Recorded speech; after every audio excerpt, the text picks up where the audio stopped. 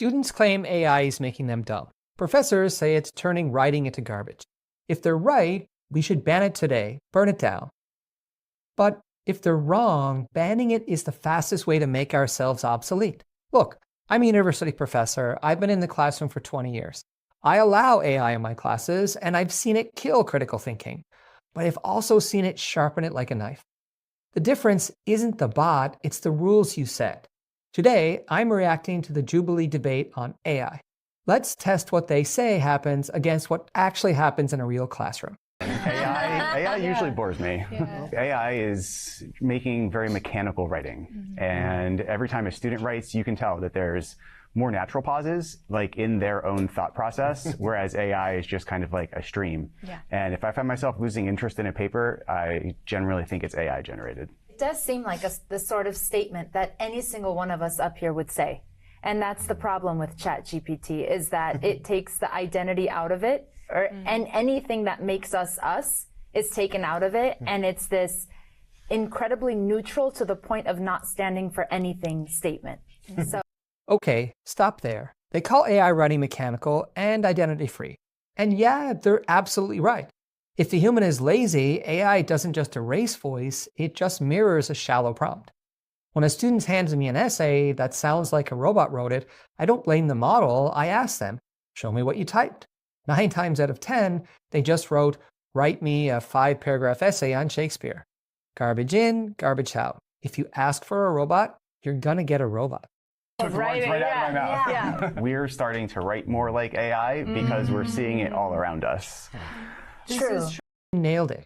We're starting to sound like bots because we're swimming in it. This is the real danger. Imitation without reflection. But hear me out. This is not a tech problem. This is a teaching problem.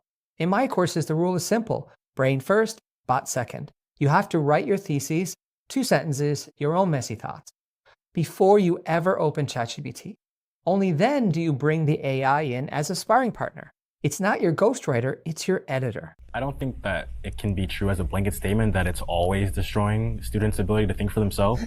I think if you're using it solely as the basis to like start or to get your ideas, then yes. Like if you're not thinking for yourself at all, you're just like, hey, I have an essay, write it for me, and then you turn that in, you're not thinking at all. So, but I think if like it's using, like for me personally, I'll use it to guide me in a sense, or like recently I've been using it to help me like grasp a concept, so then I can like actually write what I'm gonna write. So in that aspect, I think it's like super beneficial. This is the big fear, right? That critical thinking is dead, but critical thinking doesn't die just because AI shows up. It dies when curiosity dies. Here's how we fix it. In my class, I give them 2 minutes. No AI, just messy notes on a page. Then I say, okay, now let's see if the model can beat you. We paste their idea into the AI and tell it to argue the exact opposite. Suddenly, they aren't copying the AI, they're trying to beat it. This is how to keep your brain turned on. The more students rely on ChatGPT, the less likely it is that they're actually gleaning information, and more likely that they're just getting it from somewhere. It doesn't even need to be fact-checked or anything. Yeah. It could just be used. And that's probably happening more and more often. So I do think that the ability to not only gather information, but to fact check it, I think that's somehow gotten lost with this ChatGPT thing. He says students don't fact check anymore. Fair point, but blaming AI for that is like blaming Google for plagiarism. Lazy is lazy. The solution isn't banning the tool, it's forcing visibility. I tell my students, I don't just want the essay, I want the receipts. Show me your prompt history, show me the screenshot of your first draft, show me the actual link you clicked. You can't show the path you took, you don't get the grade. Transparency beats paranoia every time. For an AI workforce. I definitely think that schools are doing a better job at preparing us for an AI-enabled workforce. I think when I first entered college, the answer was no, don't use AI in anything. It's a straight out ban and stuff like that. But all of my classes have began to lean into it. You can use AI in a responsible manner. And I think that's what I'm seeing like in my internships. Like every internship I've had is like, oh, use AI, can speed it up. That email that you would spend 5 minutes on before, just write it with AI. It's a lot faster. And so I think you have to enable students to use AI in a responsible manner. And I think that's ultimately what we're seeing in the workforce. And so I think classes should adopt that same policy. And here's the reality check. Students say yes, professors say maybe, but the market says definitely. Ignoring AI right now is the fastest way to make your students unhirable. Period. Every major company is integrating this. Lesson planning, emails, policy, writing, coding.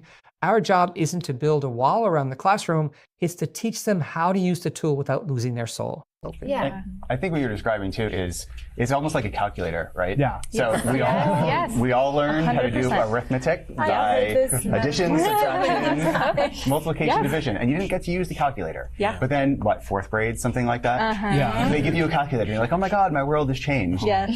Everyone loves the calculator analogy. It's just a math tool. No, it's not. Calculators don't hallucinate facts or fake empathy. AI changes the definition of show your work. The new rule has to be show your prompts, show your reasoning, show your edits. That is what proof of thinking looks like today. AI. It could happen to you too. If a teacher ever questions your work, GPTZero lets you show a video of you actually writing your paper, proof that your work is real. On top of that, GPTZero has every Then comes the ad for the AI detector. Let me be real with you guys. Detectors make teachers feel safe. They do not make us accurate. They punish writing style, not dishonesty. A better test? Ask your student. Walk me through how you made this. If they stare at you blankly, that's your red flag. Proof of process beats a percentage score on a website any day. So, is AI destroying education? It can if we keep grading polished products instead of looking at the messy thinking process.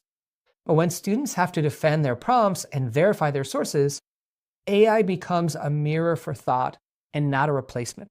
I use 5 specific rules to make this work. Things like write the claim first and defend it out loud. If you want me to turn those rules into a printable checklist you can use in class tomorrow, let me know in the comments and I'll make it happen. Class dismissed.